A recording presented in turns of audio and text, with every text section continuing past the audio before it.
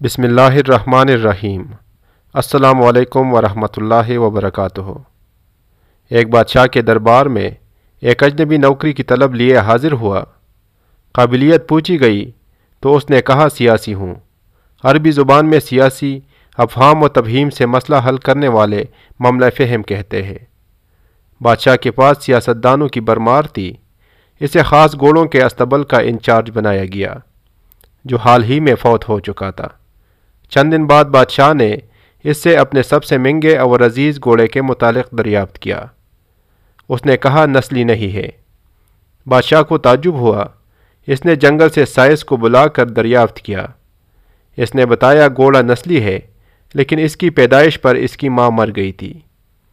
یہ ایک گائے کا دودھ پی کر اس کے ساتھ پلا بڑا ہے۔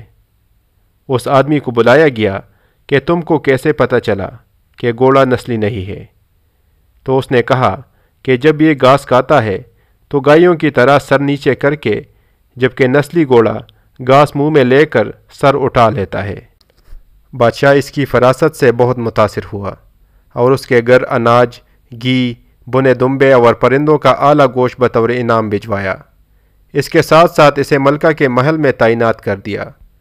چند دنوں بعد بادشاہ نے اس آدمی سے اپنے بیگم کے بارے میں رائے مانگی۔ اس آدمی نے کہا طور اتوار تو ملکہ جیسی ہے لیکن شہزادی نہیں ہے۔ بادشاہ کے پیروں تلے سے زمین نکل گئی۔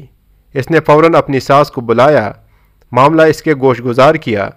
ساس نے تصدیق کر دیا اور کہا کہ حقیقت یہ ہے تمہارے باپ نے میرے خاوند سے ہماری بیٹی کی پیدائش پر ہی رشتہ مانگ لیا تھا، لیکن ہماری بیٹی 6 ماہ کی عمر میں ہی فوت ہو گئی۔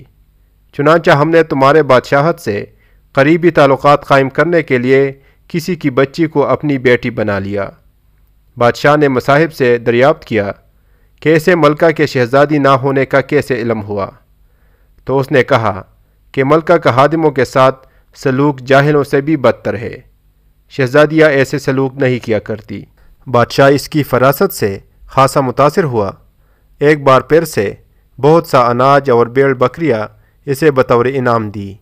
کچھ وقت گزرا تو مصاحب کو پھر بلا لیا اور اپنے بارے میں دریافت کیا۔ مصاحب نے کہا جان کی امان کا وعدہ دیجیے۔ بادشاہ نے وعدہ کیا تو مصاحب بولا نہ تم بادشاہ زادے ہو اور نہ تمہارا چلن بادشاہوں والا ہے۔ بادشاہ کو غصہ آ گیا لیکن جان کی امان دے چکا تھا۔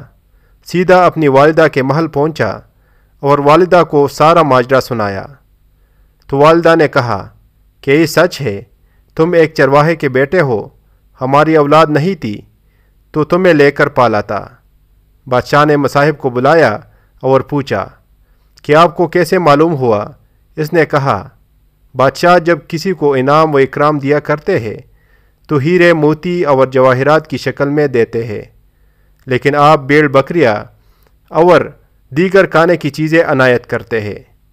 یہ اسلوب بادشاہ زادے کا نہیں ہوتا، کسی چرواہے کے بیٹے کا ہی ہو سکتا ہے۔